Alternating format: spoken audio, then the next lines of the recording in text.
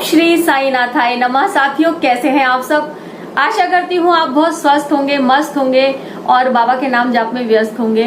और साथियों, अब मेरी भी तबीयत पहले से बहुत ठीक है और दवाई के साथ साथ मैं बाबा की उदी भी ले रही हूँ, तो मेरी तबीयत में अब बहुत ज्यादा फर्क है और मैं पहले से अच्छा महसूस कर रही हूँ। तो साथियों, आज की जो लीला है वो मेरे घर की है और इसी मंथ की रिसेंटली अभी पिछले हफ्ते जो वीरवार गया है 18 जुलाई, उसी दिन की बात है।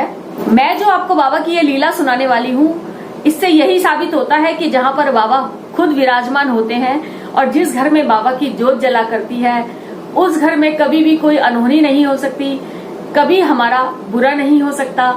जो बाबा के भक्त हैं, बाबा उनकी कैसे रक्षा करते हैं।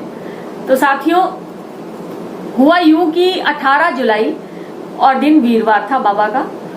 उस दिन क्या हुआ कि जैसे आपको पता है मेरी तबीयत तो ठीक है ही नहीं, तो जैसे तैसे करके मैंने रात का डिनर बनाया था।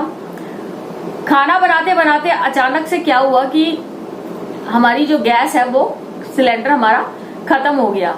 सारा खाना मेरा बन चुका था लेकिन रोटियां बनानी रह गई थी। तो मैं और मेरे हस्बैंड हैं, तो ज्यादा रोटियां मुझे बनानी नहीं होती, हद से हद 4 या 5 ही रोटी मुझे बनानी होती हैं। तो उस समय ना मेरा सिलेंडर एकदम से खत्म होने लगा। तो जो गैस थी उसकी आंच जो लो होती है चूल्हे की, वो धीरे धीरे कम हो गई। तो मैं रोटी सेक रही थी, मुझे लगा कि यार ये गैस तो रोटी बनाते बनाते ही खत्म हो गई। चलो ऐसा है कि जितनी भी मैं बना रही हूँ 4-5 रोटियां ये बन जाए, उसके बाद मैं सिलेंडर चेंज कर लूंगी। और ऐसे करते करते मेरी बहुत मुश्किल से वो रोटियां सिक पाई। हालांकि 2-3 दिन में गैस खत्म होने वाली है ऐसा मुझे आइडिया था, तो मैंने सोचा कि ये 2-3 रोटियां जो भी है मेरी फटाफट से सिक जाए, उसके बाद भले गैस खत्म हो जाए तो मैं सिलेंडर दोबारा फिर दूसरा चेंज कर लूंगी। तो मैंने हस्बैंड को बोला कि रोटी नहीं सिक पा रही है, आप मेरा सिलेंडर जो है वो चेंज। तो हस्बैंड जो है वो ऑफिस के काम से थोड़े बिजी थे और फोन कॉल्स वगैरह उनके उस समय बहुत आ रहे थे, तो मैंने उनको डिस्टर्ब करना जरूरी नहीं समझा। मैंने क्या किया कि सिलेंडर को हल्का फुल्का हिलाने से ना थोड़ी बहुत गैस जो उसमें होती है वो आ जाती है बाहर। तो मैंने सोचा कि उतना हो जाए कि मेरी 2-3 रोटियां सिक जाएं, उसके बाद गैस खत्म हो जाएगी तो कोई बात नहीं, हम दोबारा दूसरा सिलेंडर चेंज कर लेंगे, नहीं तो हम सुबह भी चेंज कर लेंगे, कोई दिक्कत नहीं है। तो ऐसे मैंने उसको हिलाया और वो मेरी 2-3 रोटियां जो थी वो बन के तैयार हो गई। जैसे मैंने गैस को बंद किया ना, तो मुझे हल्की हल्की सी ना गैस की स्मेल आने लगी। अब जब गैस की स्मेल आने लगी तो मुझे लगा कि गैस सिलेंडर तो वैसे भी खाली होने वाला है, क्योंकि जिस डेट को मैंने लगाया था उसके अकॉर्डिंग ये अब खत्म होने वाला है। तो मुझे ज्यादा टेंशन लेने की जरूरत नहीं है, क्योंकि ये थोड़ा बहुत लीक होता है जब गैस लास्ट में बचती है ना, जब खत्म होने वाला होता है सिलेंडर, तो थोड़ा बहुत लीक हो जाती है। अब वो थोड़ी थोड़ी हल्की हल्की स्मेल आ रही थी, बिल्कुल नॉर्मल ऐसे, मतलब मुझे लगा थोड़ी देर में ये भी खत्म हो जाएगी।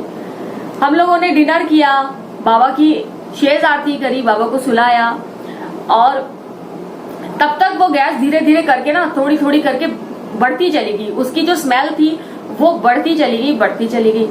मैंने हस्बैंड को बोला कि प्लीज आप एक बार चेक कर लो, गैस की बहुत ज्यादा स्मेल आ रही है। किचन मेरी जो है ना वो थोड़े अंदर की साइड है, तो अब हस्बैंड आपको पता ही है कि इतनी जल्दी से तो कोई हस्बैंड सुनते ही नहीं है, थोड़े लापरवाह होते हैं ना। हम लेडीज अपने घर पे ध्यान देती हैं, उतने वो जेंट्स लोग नहीं सुनते किसी की। तो और थोड़ा वो बिजी भी चल रहे थे, तो उन्होंने मुझसे ये कहा कि जब सिलेंडर खत्म होता है तो थोड़ी बहुत स्मेल जो है वो आती है, तो तुम इतनी टेंशन मत लो, वैसे भी सिलेंडर तो खाली है, खत्म होने वाला है, क्योंकि खाली है तभी तो रोटियां नहीं बन पाई ना पूरी तरीके से। तो इसमें ज्यादा टेंशन मत लो, थोड़ी देर में ये स्मेल चली जाएगी और आपकी भी तबीयत ठीक नहीं है तो आप रेस्ट कर लो, मैं सुबह सिलेंडर लगा दूंगा। तो मैंने सोचा चलो ये भी बात ठीक है, खाना बन चुका है और अब मुझे गैस की इतनी जरूरत नहीं है, तो चलो हम सुबह ही सिलेंडर लगाएंगे। और मैंने खाना खाया, बाबा की आरती करी, हम लोगों ने जो भी हमारा काम था वो पूरा फिनिश करा और हम सोने अपने बेडरूम में चले गए। बेडरूम में चले गए तो बेडरूम में तो एसी चलता है, तो एसी की वजह से हमें अपना रूम बंद करना पड़ता है, जो गेट होता है रूम का वो बंद करना पड़ता है। तो इस वजह से हमें ज्यादा स्मेल पता ही नहीं चली और वो किचन से लेकर ड्राइंग रूम और एक और मेरा बेडरूम है वहां तक वो फैलती चली गई। अब देखिए, मैं बाबा का साईं चरित्र पढ़ती हूँ, रात के समय बाबा का मैं साईं चरित्र पढ़ती हूँ और एक पाठ मैं जरूर पढ़ के सोती हूँ। तो मैंने अपनी रीडिंग करी, अपना बुक पढ़ी साईं चरित्र।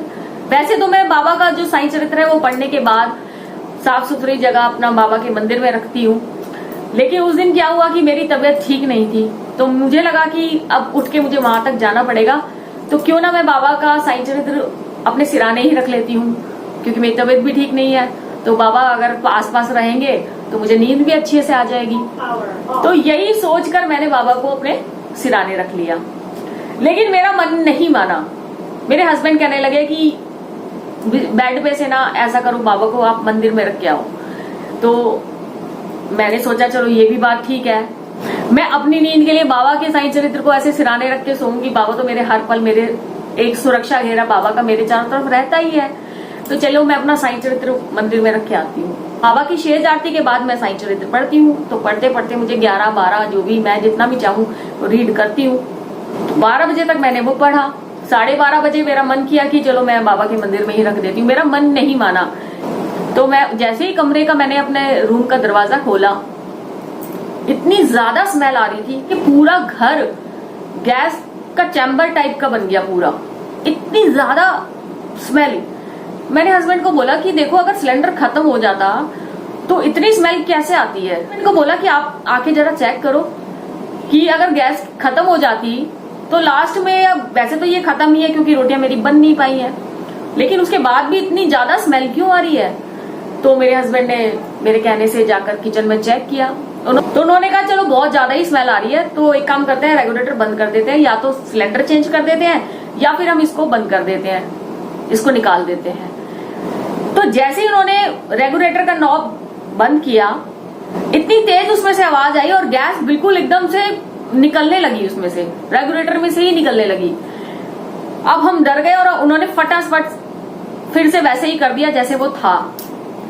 अब देखिए साथी, रेगुलेटर ऑन है तब भी गैस लीक हो रही है, रेगुलेटर बंद कर रहे हैं तो भी गैस और ज्यादा ही मतलब तरीके से निकल रही है।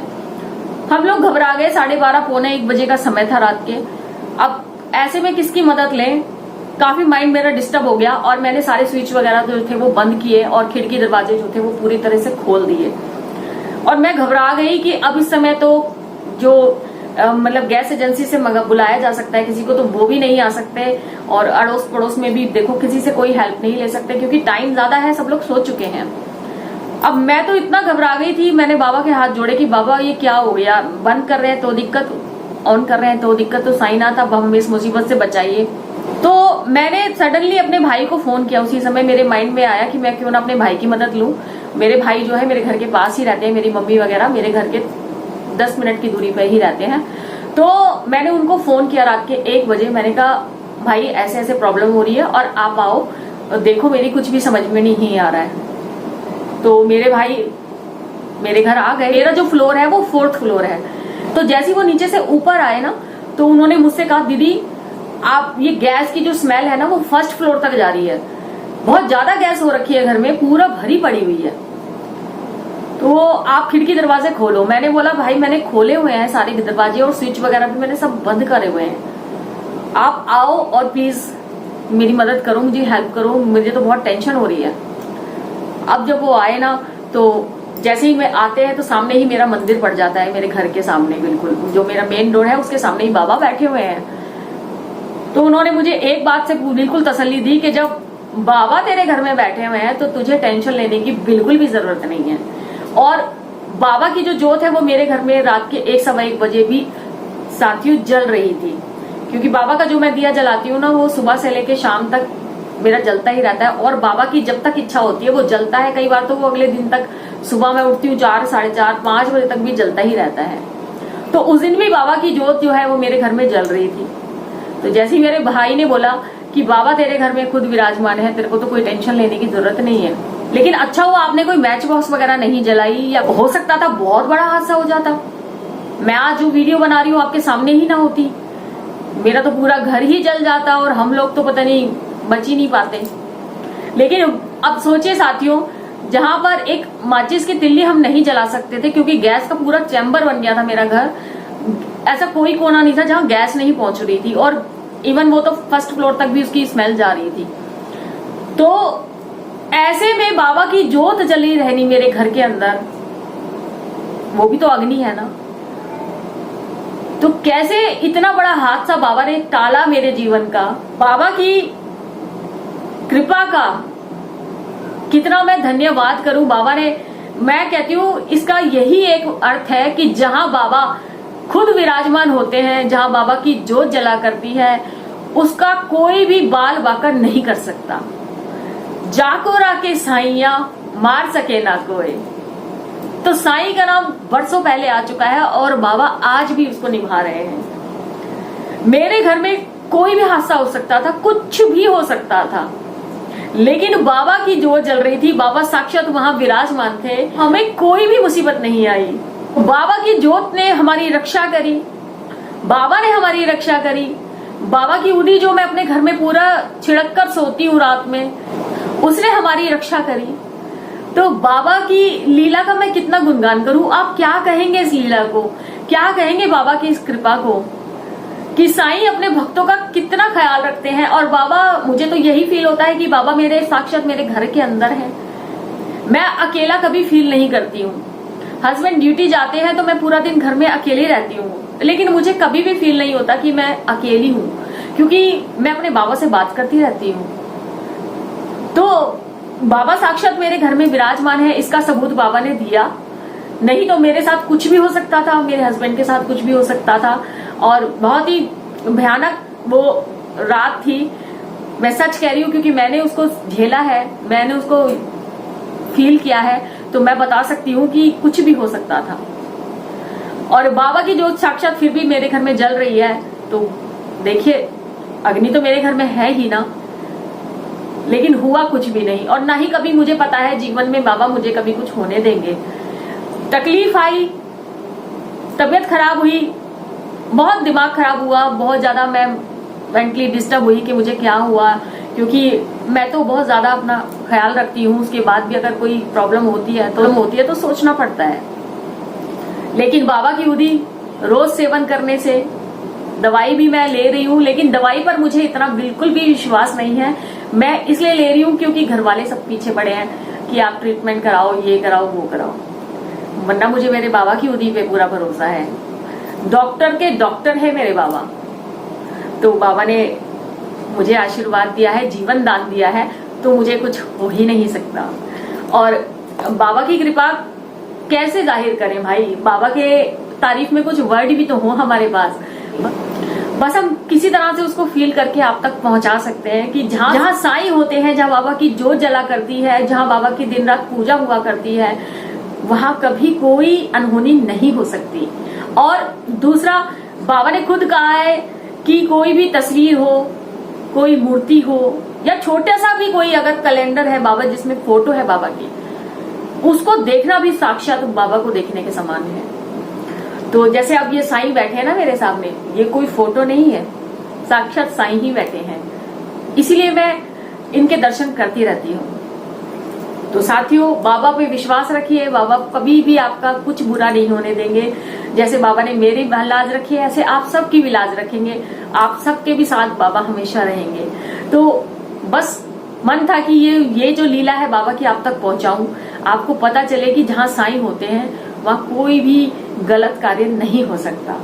बाबा स्वयं रक्षा करते हैं, बाबा स्वयं आते हैं। हालांकि जब मेरे भाई उस सिलेंडर को छत पर लेकर चले गए, क्योंकि मेरा जो फ्लैट है उसके ऊपर छत है, तो छत पर लेकर गए और इन्होंने उसको चेक किया, उसका वजन किया, उसमें अभी भी 3-4 किलो गैस बाकी थी। तो साथियों क्या कहेंगे आप, 4 किलो गैस उसमें अभी भी थी, और जिसमें कि मुझे लग रहा था गैस खत्म हो चुकी है, वो गैस खत्म थी क्योंकि चूल्हा जल नहीं रहा था। अब ये कैसी लीला है बाबा की, क्या करिश्मा बाबा ने मेरे जीवन में किया है। मैं धन्यवाद करती हूँ बाबा का। तो बाबा का बहुत बहुत धन्यवाद है। बाबा मेरे परिवार का हिस्सा है। मैं तो बाबा को पिता समझती हूँ, भाई समझती हूँ, मित्र समझती हूँ, मैं सब कुछ समझती हूँ बाबा को। तो जैसा भी मुझे मन करता है बाबा से, मैं उसी तरीके से बात करती हूँ। तो साथियों, मुझे पूरा यकीन है कि बाबा ने आप सबके साथ भी लीला जरूर करी होगी। अगर आप शेयर करना चाहते हैं मेरे चैनल पर, तो आपका बहुत बड़ा वेलकम है। आप आइए, शेयर कीजिए, ताकि और भक्तों में भी बाबा के प्रति श्रद्धा विश्वास बढ़ सके, है ना। और हमें तो आगे बढ़ के बताना चाहिए बाबा की लीला को। जो बाबा के बारे में गलत कहते हैं उन्हें पता तो चले कि साईं भक्त बाबा के लिए पागल क्यों हैं। मुझे तो नहीं लगता कि कोई भी इतनी जल्दी मदद के लिए आ सकता है जितनी पल भर में हमारे बाबा आ जाते हैं। दुख में, हर सुख में, हर खुशी में बाबा हमारे साथ रहते हैं। बाबा के लिए तन मन पूरा जीवन न्यौछावर है। तो साथियों, आपके जो भी विचार हो इस वीडियो के लिए प्लीज जरूर लिखना कमेंट बॉक्स में, और आशा करती हूँ आप बहुत अच्छे से रहें और बाबा आप पर भी अपनी कृपा रखें। चलिए साथियों, मिलते हैं बाबा की किसी और लीला के साथ, किसी और मिरेकल्स के साथ। तब तक ओम साईं राम, जय साईं राम।